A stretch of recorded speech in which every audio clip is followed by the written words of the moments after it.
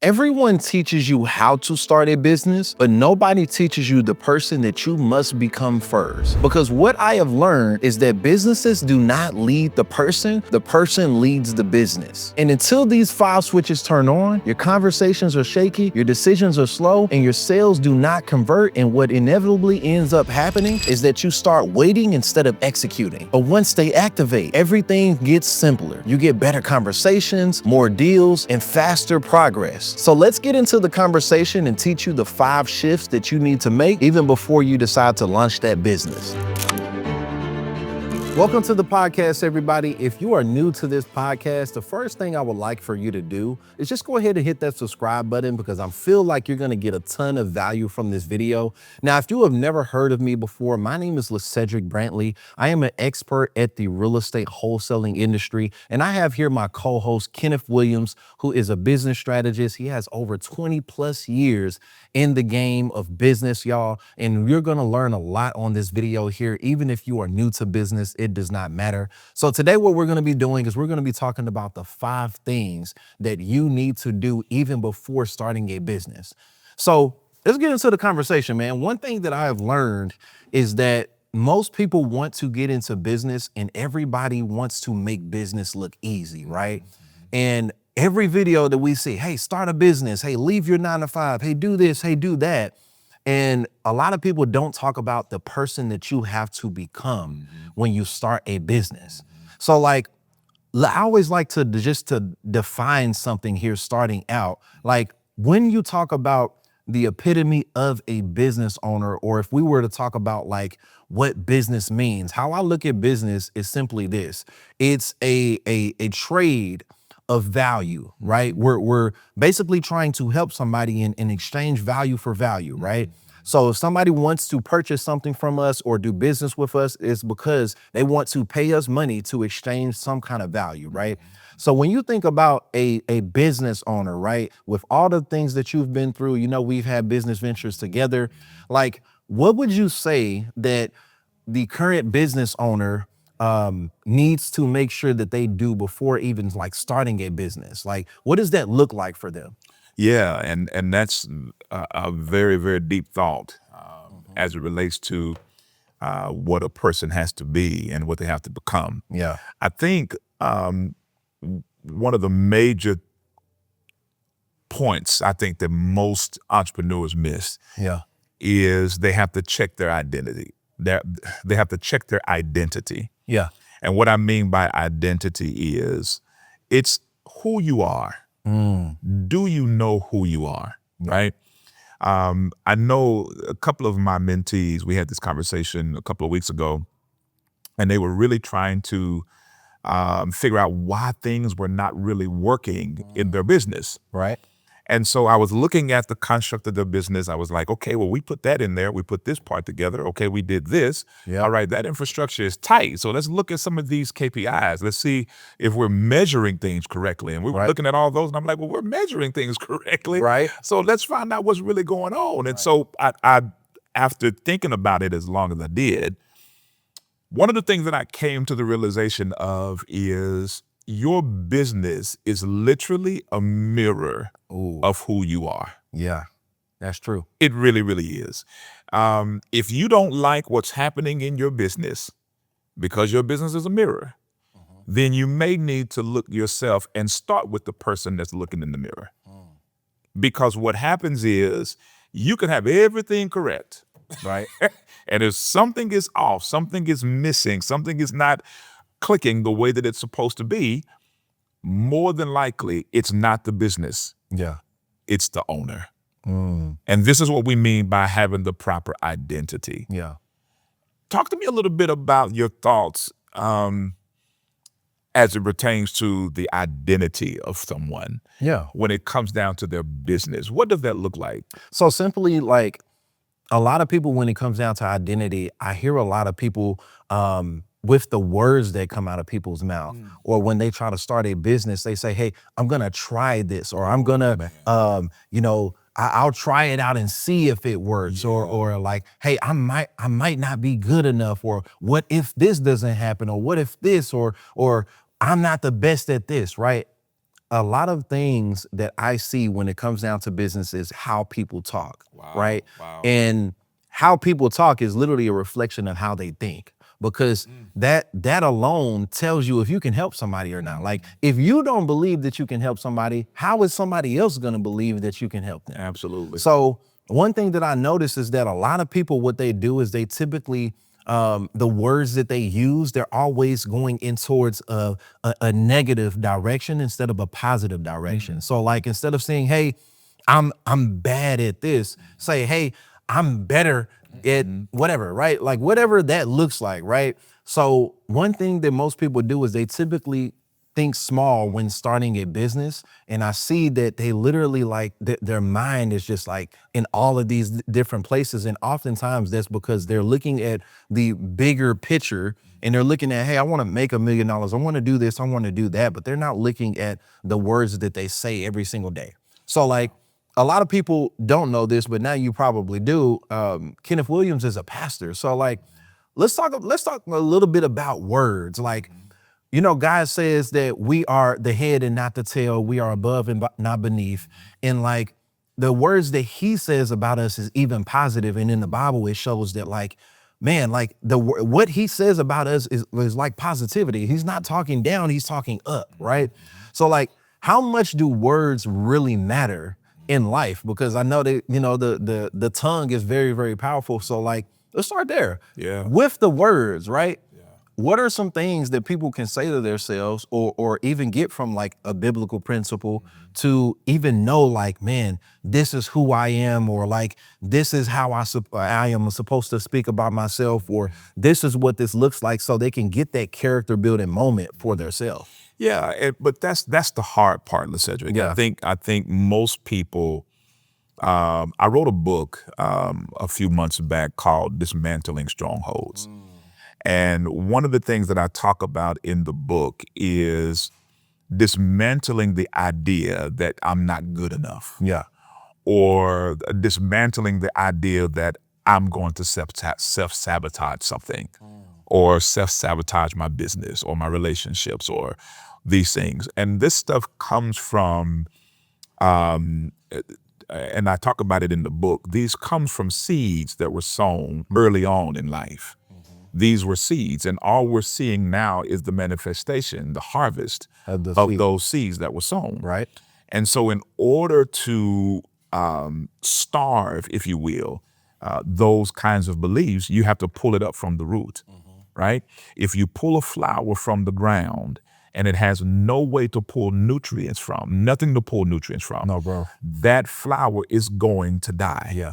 And it is my firm belief that we have to kill, excuse the phraseology here, Yeah.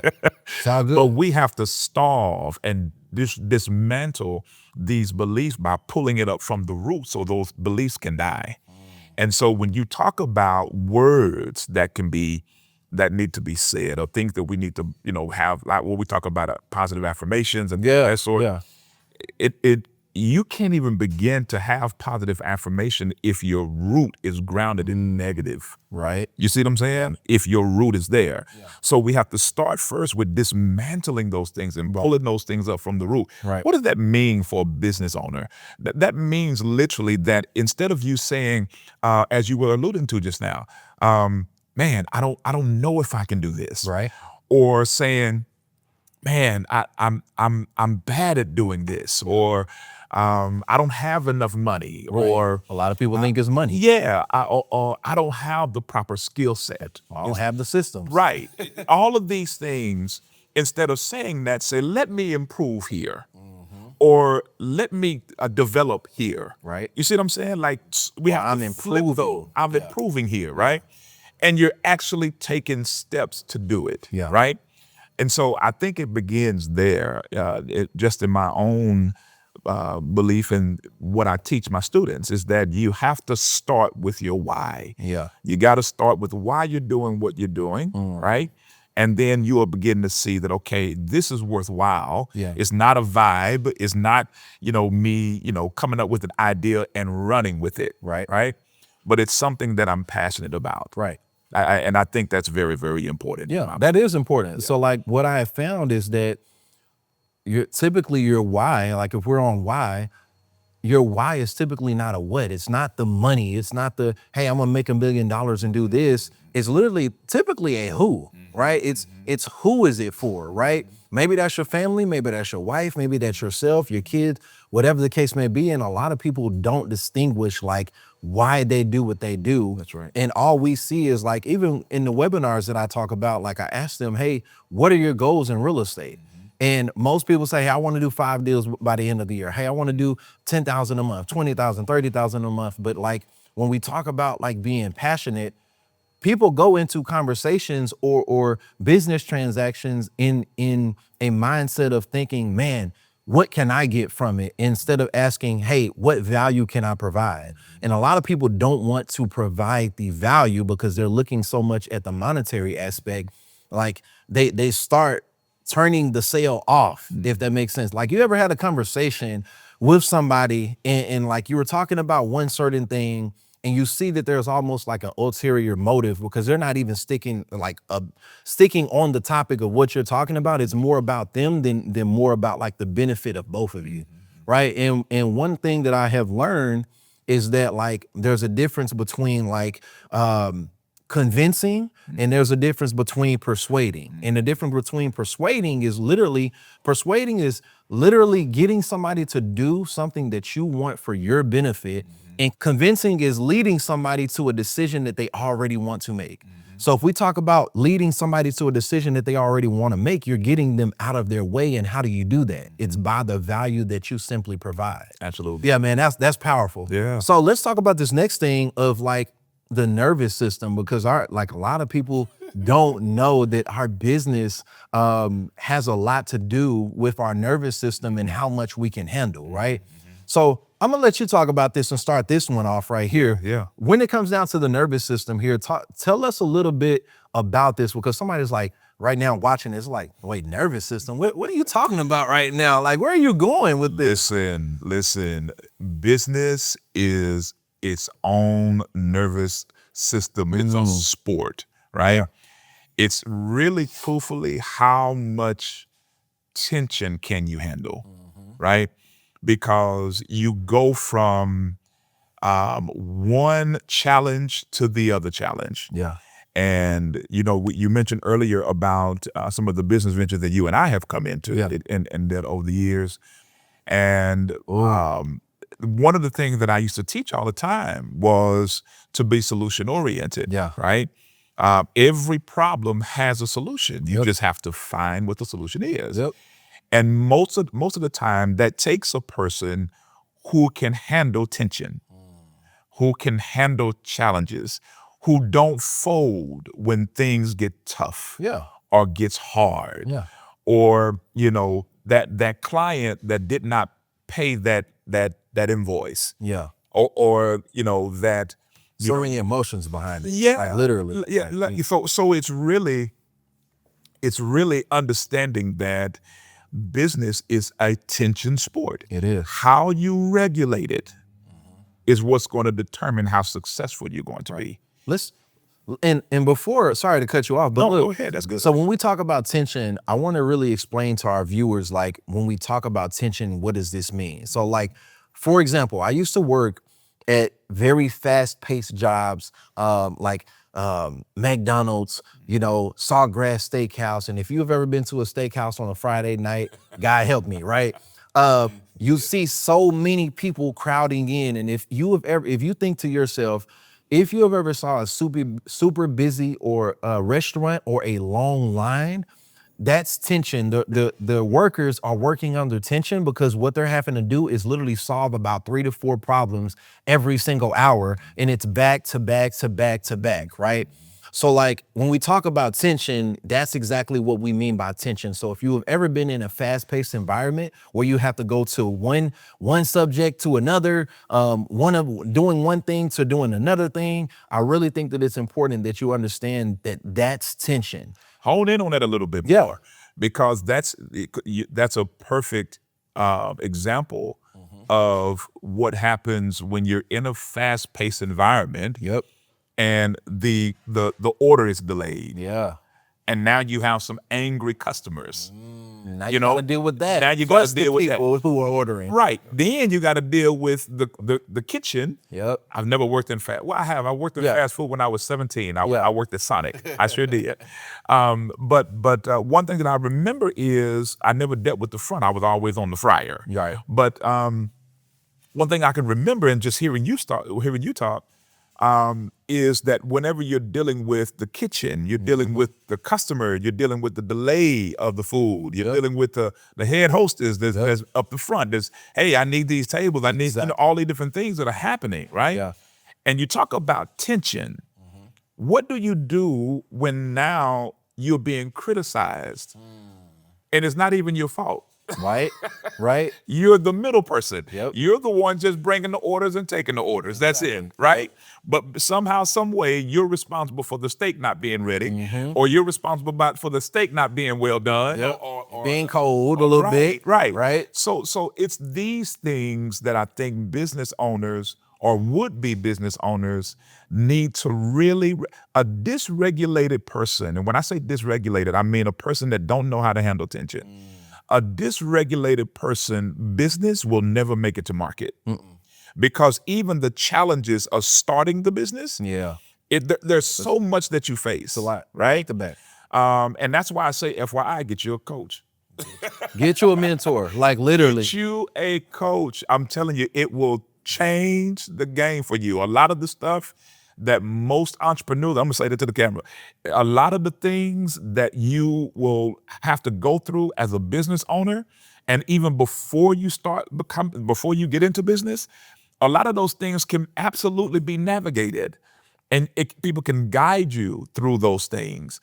But if you don't have a coach or a mentor that can help you walk through those things, man, that's a lonely road. Yep. It really, take it from me. Yeah. Oh, I didn't have a mentor. Nope. I went to the school of hard knocks.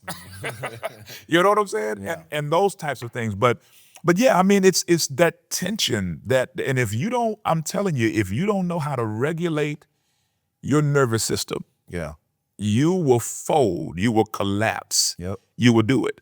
People see all the Instagram stuff and, oh, business is nice, oh, all the money you're making and all that stuff, but they don't talk about this kind of stuff, man. They don't. You know what I'm saying? This is the kind of stuff that really matters. So regulate yourself. Absolutely. Yeah. Because you are going to be dealing with starting out with the business, you're going to have to understand that you're going to be dealing with every single hat in the business. Everything flows down literally from the lead conversion. So we got lead conversion, we got the marketing aspect, we got the lead management side. Even before that, you got the admin side where you got to create the LLC and create the spreadsheets and manage this. So SOPs, all of the everything, the KPIs that you're going to use, the product, the marketing, all that. You are wearing all of these hats. All of the hats. Yeah, man. So it takes a strong-minded individual and, most importantly, a solution-oriented individual to handle these things. So you can easily become a solution-oriented individual by doing this. Every time a problem pops up, whether that be business or personal, test this in your personal life. Think about how you react to a situation, because that's going to tell you everything about what you need to fix. So how short is your temper when something happens, right? The second thing here is where does your thinking go to when a problem pops up? Does it go to, man, I'm about to complain about this, right? Because let's be honest, we've all complained about something that probably was literally small and we didn't need to complain about, right? But that's another thing. And then one activity that I have done to become this person, y'all, because it's all about becoming the person. One thing that I do is every time a problem pops up, I literally try to figure out 3 solutions that I can bring to the table instead of the frustration, instead of the nervousness, instead of all of this other stuff. I'm figuring out 3 solutions to every single problem that I have. And if there are none and it's out of my control, I do not worry about it. There's some stuff that is out of our control that we literally don't need to worry about. And it's there's nothing that we can do about it. So we just have to leave it be and it'll figure itself out. So I think that's important. Yeah, and you're hitting on something that I think kind of segues into the next point, which is recoding your thinking. Like we talked a little bit about it before, but this is a little bit deeper. Yeah. When you're talking about recoding your thinking, Right. and I've gotten into this thing called neurotheology. Right, it's neuroscience, but it's the marriage between religious beliefs and science. Right, and there's a fact that says that people who genuinely walk by their faith develop new neural pathways in their brain, and those usually override any negative experiences or negative occurrences that have taken place in their life. Right? It's called neurotheology. Check it out when you get a chance. Okay. Yeah, I am. But I'm only mentioning this because I want people to realize what we mean when we say becoming the person. Yeah.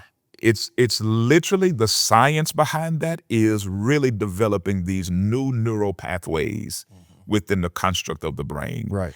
And you do that every time you learn a new skill. Okay. You do that every time you speak affirmations. You speak positively as opposed to speaking negatively. Watch your words. Watching the words. Absolutely. And all of these things, right? So I share with my students all the time, listen, don't say this is hard, say I accept the challenge. It's different, right? It's a challenge. I acknowledge it as being a challenge, Right. but I'm not going to say this is hard. Nothing is hard. Right. It's a challenge. Yeah. And I am up for the challenge, right? And so when we rethink how we approach things, right? Your perspective. That's what I mean when I talk about recoding a person's thinking. How do you think that plays in the person, even before they start their business and before they get into, buying the LLC and all of the other, the things that Instagram is telling everybody to do? Right. How do you think that play into a person's living, like recoding the way they think? How important is that? Is that really, really genuinely important? Really? I think that it's all about perspective, right? Like just now you just said, hey, don't believe that it's hard. Like it's something that's a challenge, but it's not necessarily hard. I like what Myron Golden says. He says that like perfecting how you do something and how you think, because like nothing is hard. Like think about this. When you first started learning how to ride a bike, right? You needed the what do you call those? The thing, training wheels, right? Yeah. And then eventually, it was a challenge. It was not hard. It was just a challenge. But then once you started taking the training wheels off, you start riding regularly, it became easy. You're like, man, this is easy, right? So why is it that, like, side note, why is it that we can say, man, when we learn something, we feel super happy about it and elated about it? Why is it that, oh, it's easy, right? But then when we face a challenge, oh, that's hard. Like, no. It's a challenge. So you have to change your perspective and how you look at things. Instead of looking at it like in a negative light, you have to always think about the positive side to it. So instead of, hey, I messed up, I'm a failure. Hey, what can I learn from that? What did I learn from this that I can implement next time? Because business is all about feedback. Life is all about feedback. That's right. So it's like every single time that we do something, life is not going to end. It's not just everything going to turn black. We literally learn how we can do something the next time even better, right? So like when we talk about perfecting and actually becoming the person and just doing these things, y'all, think about the first time that you tied your shoes. Really hard, really challenging, right? But once you do it now, very, very easy. It was just a challenge. So reframing the way you think and your perspective on things and how you look at things is very important, because, like, let's be honest, if somebody looks out of a 4-seal window, right, everybody could see different things. Everybody sees different things. They could see a car wreck and somebody saw, the wheel pop off. Somebody saw 2 cars collide. Somebody saw the person's head jerk. Somebody saw the birds in the sky, right? So like everybody sees something different, and like how you just reframe your thinking is just really, really important, not only in business, but in your personal life, because that frames into your business, because you're a mirror, like your business is a mirror for you. I like that, and the fact that we're even talking about recoding the mind. It really lends to what you were just saying as far as everything that we do is feedback. So when you said feedback, the first thing I thought about were data points. Yeah. These are all facts. Yep. Right? So it's being positive, but not so positive to the degree that you don't think accurately.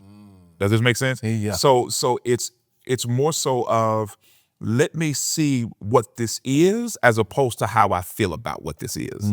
Does that make sense? Yeah. And so for business owners and for people who are aspiring to be business owners, take what comes in front of you and separate facts from feelings.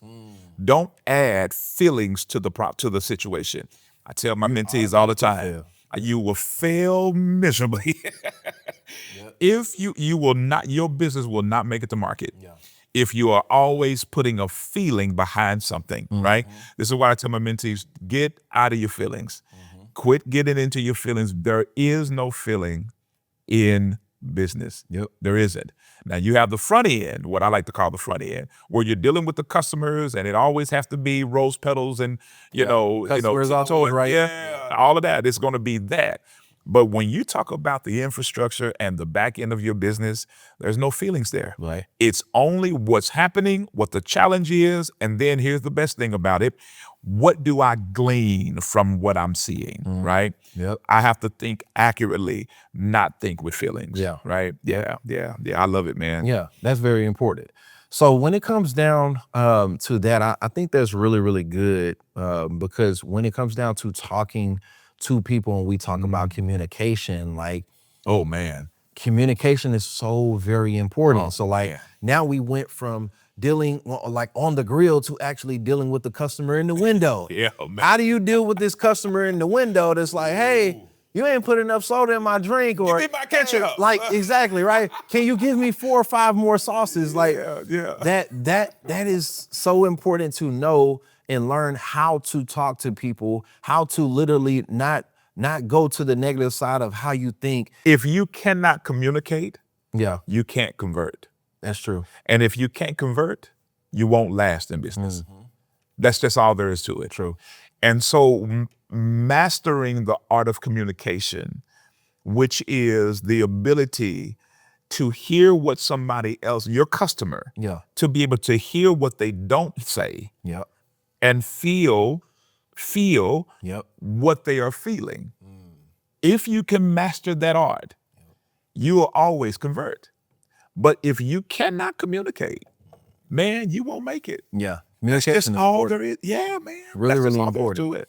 So let's talk about a little bit, touch on like the communication aspect. Like one thing that I typically do when it comes down to communicating is most people will come to you with a problem, like let's say a business owner or somebody you're trying to help in business, people that I typically see who are trying to grow their business or marketing or whatever the case may be, they come to me with a question, but like differentiating that question from the perspective that they have and framing this to a way where they're not really asking this question. We're really breaking down a belief now, and knowing how to really see that aspect and break that down is really, really important, because you're not really coming off as like bossy or like confusing. Like you're really wanting to break down this way of clarity and give them clarity in their business. So knowing how to communicate the value is very, very important, is where I'm going.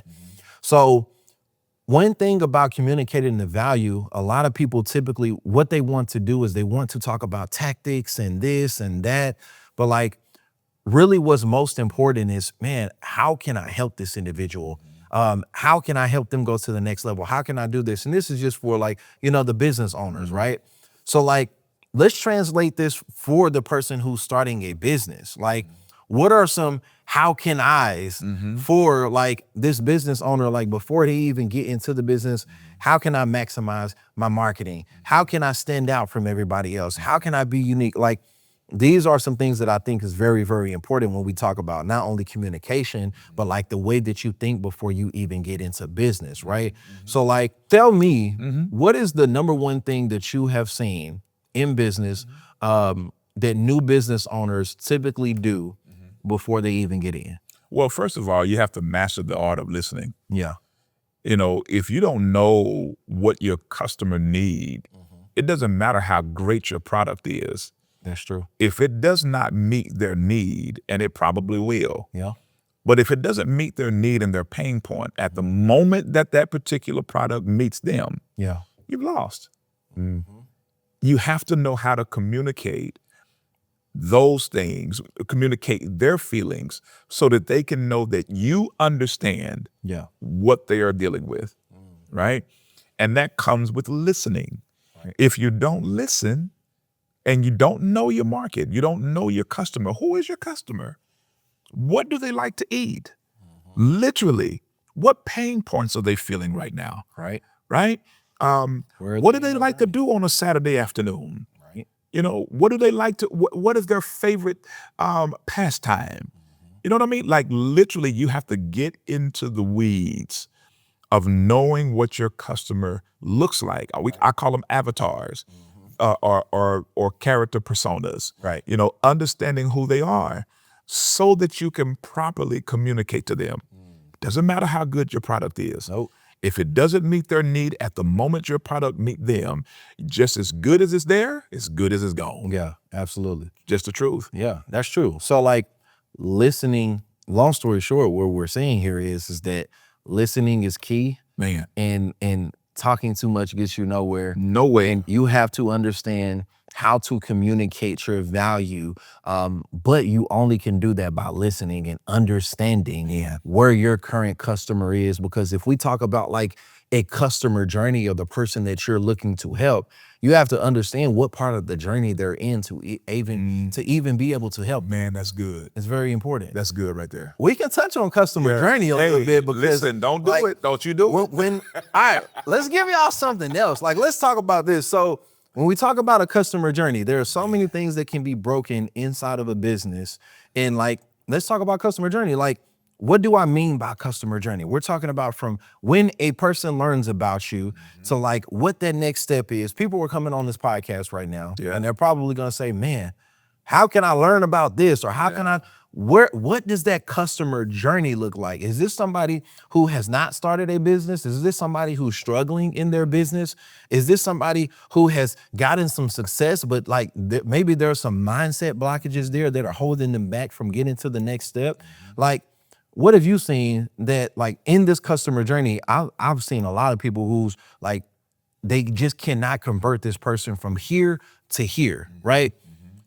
What is the most important thing that you have seen that people can make better in their customer journey so they can convert better and get better revenue, get more revenue? Know who you are. Know your business. Yeah.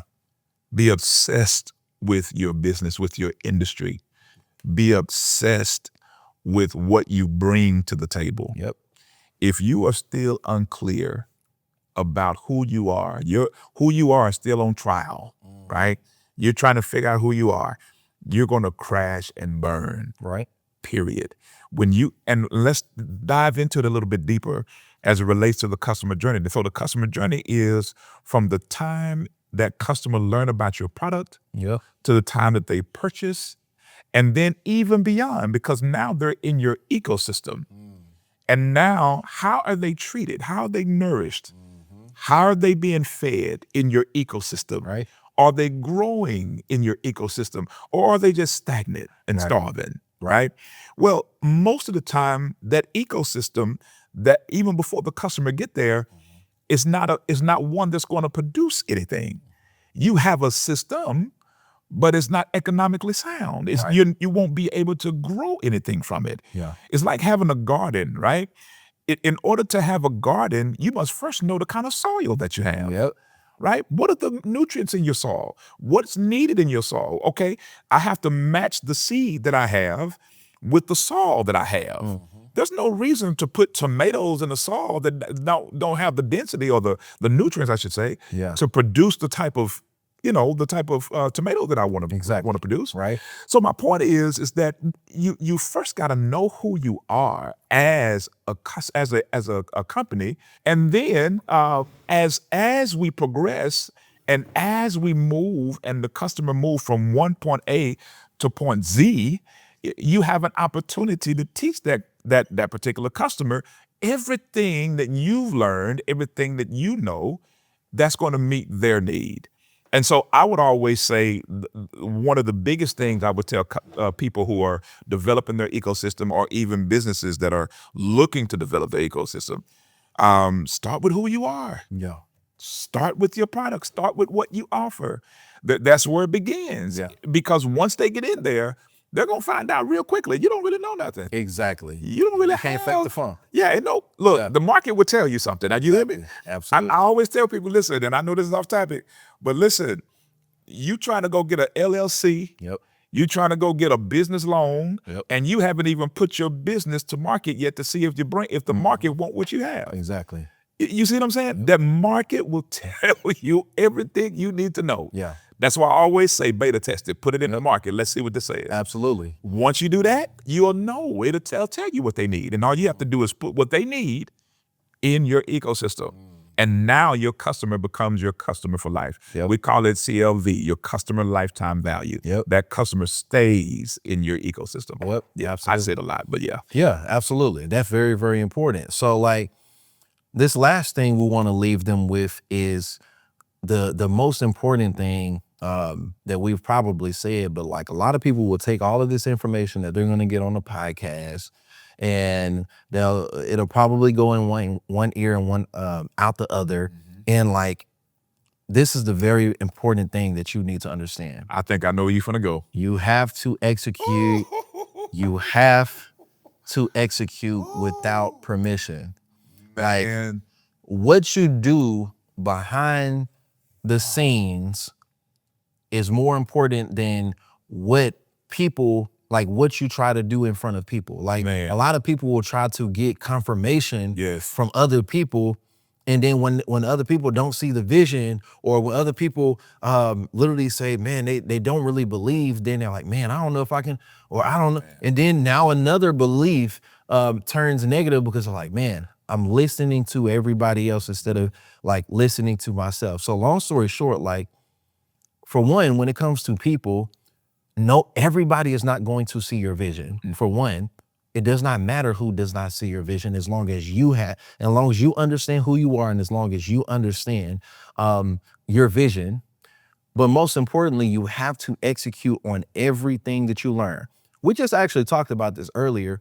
The most successful people that we know, including us, has failed more than every single person that's not successful, right? So like, the epitome of being, I don't care what you want to call it, rich, successful, wealthy, the people who are those titles right there, they have failed more than everybody else because they've built up their arsenal of no's more than everybody else. They built up the things where they get declined more than once, 100 times, 200 times, but it only takes one time to be right. That's right. So like, long story short, you have to execute without permission, and you have to execute without perfection, because nothing is ever going to be perfect. That's the line between dreamers and builders, right?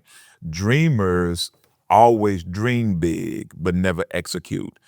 Builders execute with relentless abandonment. Yep. They always have the mindset that I have to build, Right. right? And they're relentless with it. Yep. They don't care about justifications. Nope. They don't have excuses. Almost. They don't lay in the bed at 10 o'clock in the morning and then work a little bit and then go to bed at 7 or 8 o'clock in the evening, right? These are people who have a reckless abandon as it relates to they are relentless, Yeah. okay?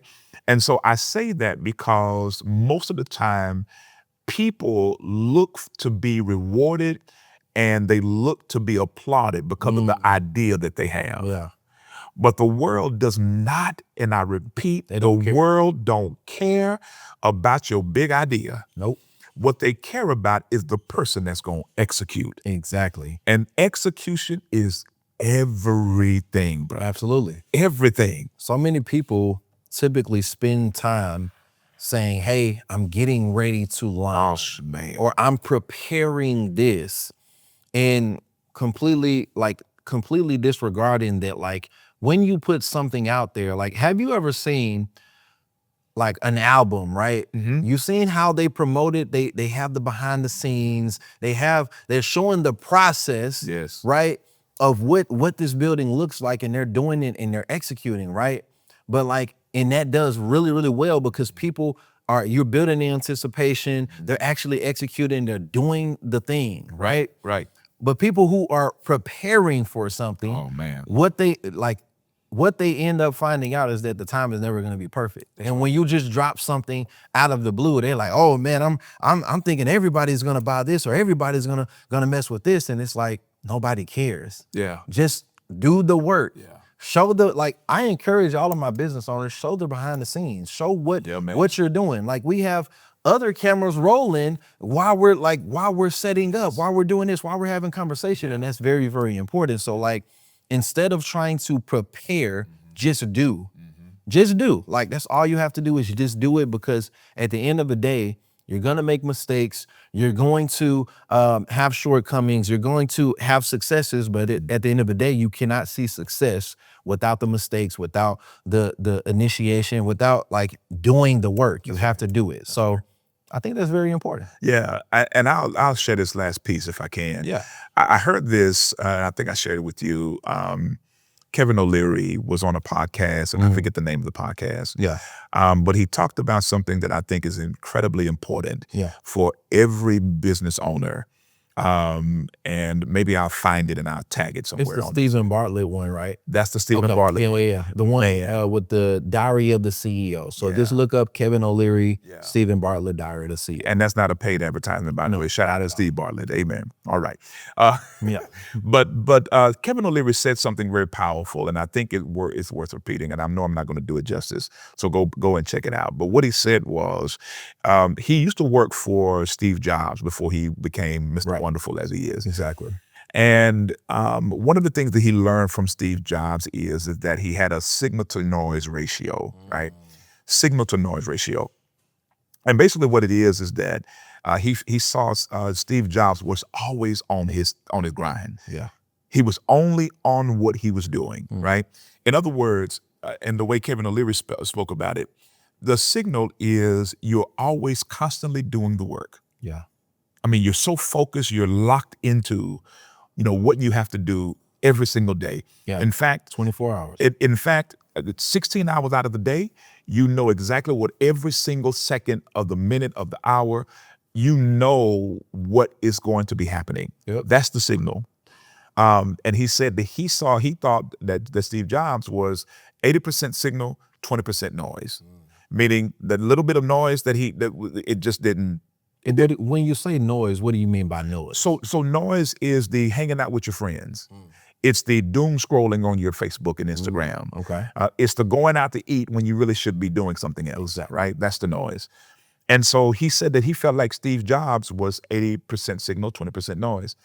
And then he said that one of the examples that he used, and I'm telling you, just go back and watch it. I know I'm not doing it any justice. But he said that Elon Musk, he said he 100% signal. 100%.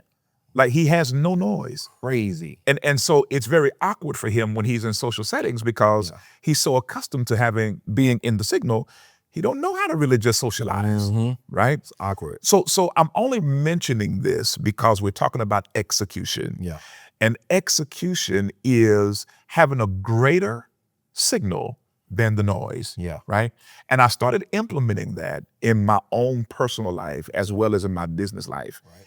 And I find that I was literally 60% noise, 40% signal. Yeah. That's where I was. And I had to be honest with that. Right. I had to be real with that. Yeah. And so as successful as I've been able to be, thank God, no beating up my own drum here, but as successful as I've been able to be, the issue is how much more successful could I become if I get rid of the noise and increase the signal. Right. So I want to just share that with our viewers that in order for you to really see success, get rid of the noise.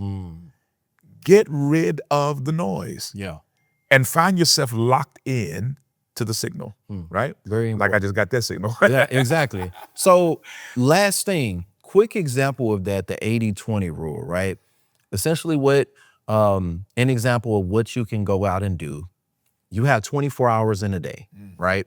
Let's just say you're woke 16 or 18 hours, whatever the case may be, 16 hours. What you want to do is take the 3 to 5 essential things that move the needle, and in the next 24 hours, get it done. And rinse and repeat, and make sure that you have 80% signal and 20% noise. So all of the random phone calls that you get, doom scrolling, all of these things, keep it at a minimum.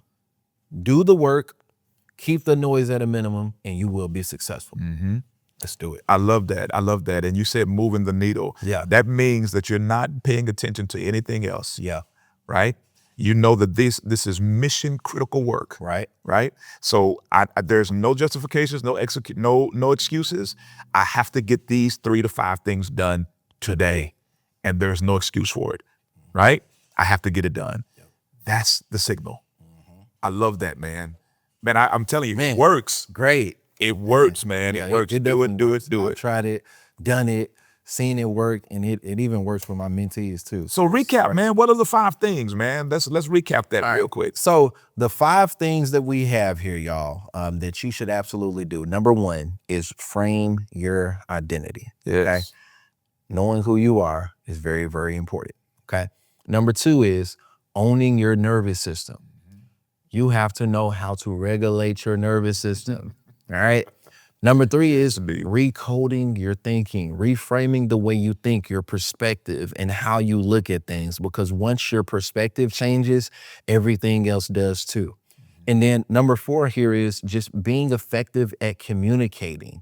If you're effective at communicating, you can convert better with your sales. And then the last thing here is execute without permission, y'all. You must execute effortlessly, y'all.